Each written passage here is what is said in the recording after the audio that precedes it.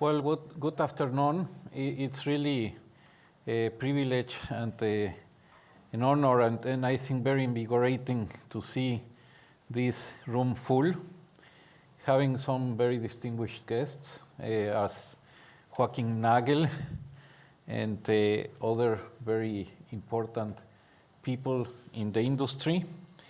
This is the fourth BIS Innovation Summit, and I'm very pleased to see that it has kept its dynamism from the beginning. So the summit demonstrates year after year, has demonstrated year after year, the need to discuss the power of technology and innovation. The theme of this year's summit, Navigating Rapid Innovation, could not be timelier. Facts speak for themselves. Netflix needed 3.5 years to reach 1 million subscribers. Spotify reached that number in 5 months. ChatGPT in 5 days. Threads needed only 1 hour. All these innovative digital platforms created opportunities that didn't exist before. When the first smartphones appeared, nobody could have predicted the million of apps that exist today. The platform had to exist first. Smartwatches, wireless headsets, and streaming video from a phone into a TV would not exist today without the Bluetooth technology that was developed in the mid-90s. However, the acceleration of adoption that I just mentioned changes the impact that innovation has on societies, sometimes in unpredictable ways. Sometimes it is for good. Today we see glimpses of this level of technological change in the financial system. In many countries, cash use is dwindling. Fast payment systems allow transactions to settle instantly and on a 24/7 basis. In some emerging market and developing economies, digital identity systems have made it easier and cheaper for people to open bank accounts and access the financial system. When the COVID-19 pandemic hit us all 4 years ago, some small developing countries in Africa were able to send e-money directly to people's mobiles, while some very large advanced countries were struggling to put millions of checks in the mail. Yet the picture is incomplete, and sometimes the impact is more complicated to evaluate. In many countries, even developed ones, too many people remain unbanked, and even in the most technologically advanced societies, many financial transactions still take days to complete and rely on time-consuming clearing, messaging, and settlement systems, especially across national borders. Various technological solutions have appeared in the financial system, but many of them still exist in silos. In too many respects, today's financial system is still serving the past, not the future. This is a missed opportunity and one that not only has monetary but also human costs. Central banks have a duty to support the development of a financial system fit for the future. The question is how. In my view, there are two distinct but complementary approaches: small steps and giant leaps. By small steps, I mean tweaks and improvements to existing financial systems and infrastructures. This approach has its place. It can deliver quick wins, timely improvements in the quality and efficiency of financial services that come at relatively little cost. It is comparatively low risk, an important consideration when dealing with critical infrastructure. And it can help allay concerns that financial innovation could disadvantage smaller financial institutions and less technologically sophisticated consumers. But incremental change also has its limitations. The need to look backwards to ensure compatibility with legacy systems constrains what new ones can deliver. As the layers build, the constraints become more binding, eventually holding back innovative developments. This is why I believe that sometimes we need giant leaps that deliver a fundamental rethink of the financial system and foster the development of entirely new architectures. Let me give you a concrete example of a giant leap. Tokenization is, in my view, a technology with transformative potential for the financial system. Tokenized digital assets contain both the information necessary to uniquely identify assets and their owners, as well as the rules and logic governing their use. When correctly used, tokens could increase the speed, lower the cost, and heighten the efficiency of financial transactions. Note my qualifier, correctly used. It is important. By themselves, tokenized assets could improve the financial system only incrementally. If tokens were to trade through existing financial pipes, they would have to rely on the same long and complex sequences of messages passed back and forth between financial institutions. And these complex sentences are the cause of many costs and delays in today's financial system.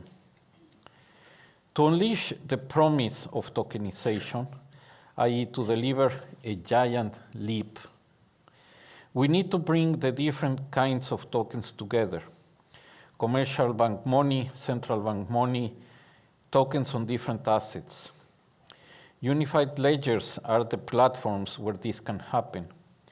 Once these different tokens are brought together in the same programmable platforms, new functionalities can be deployed, like smart contracts and composability. With them, sequences of transactions could be automated and seamlessly integrated. This would eliminate the need for manual interventions and redundant compliance controls, two issues that significantly delay transactions along the chain of a cross-border payment. It would also enable simultaneous instant payments and immediate and simultaneous settlement across a whole range of assets. Tokens could, in principle, contain any financial asset, but tokenized money is a core requirement. As Yuval Noah Harari, whom you will have the pleasure to listen to in this conference, said, "Money is the most universal and most efficient system of mutual trust ever devised." The unified ledger system would build on the trust of the two-tier system of today's financial system. All transactions are carried in commercial bank money, but their final settlement happens in central bank money. And even greater leaps are possible. In a recent paper, Nandan Nilekani and I laid out a vision of how multiple financial ecosystems can interact with each other to form the future financial system, which we have labeled Finternet. The Finternet would empower individuals and businesses by placing them at the center of their financial lives. Unified ledgers connected to each other through application programming interfaces play a central role in this vision. They would be accompanied by a rich canopy of associated financial applications and services, delivering more choice and lower costs to users.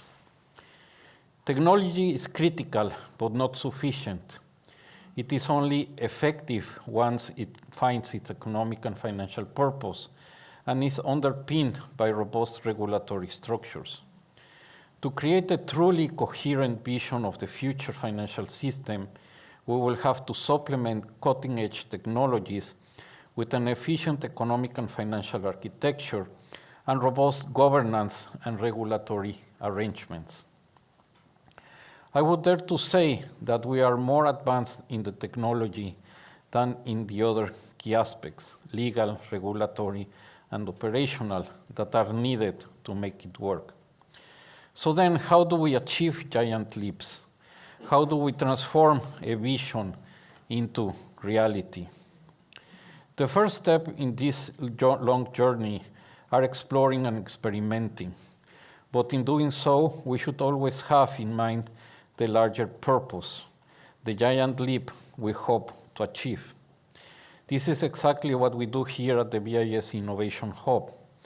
As an example, let me describe our efforts to explore the potential for unified ledgers with Project Agora. This ambitious new project explores how the tokenization of wholesale central bank money and commercial bank deposits on programmable platforms could improve the monetary system. A first use case is to push the boundaries of cross-border payments. Agora was designed to be global and inclusive. It brings together major international currencies, the dollar, euro, yen, sterling, Swiss franc, Korean won, and Mexican peso. The central banks that issue these currencies are some of the most advanced in the world in terms of their technical capabilities. Moreover, the regulated private financial sector institutions that will soon be invited to join Agora will hail from these jurisdictions that sit at the core of the global trading and financial system. Agora illustrates how the BIS Innovation Hub is fulfilling its mandate to examine the potential for technology to build the financial system of tomorrow and to add practical applications to the careful theoretical and conceptual work that has started at the BIS with conceiving the vision of unified ledgers. As you can see, we have great hopes for this project and the leap it can deliver, and look forward to working with official and private sector partners around the world. When we look at this year's Innovation Summit, the two approaches that I mentioned, the small steps that improve what we have and the giant leaps that concrete something new, are clearly embedded in the agenda. Over the next 2 days, you will have the chance to discuss in greater depth the elements of unified ledgers and the building blocks needed to enhance existing infrastructure.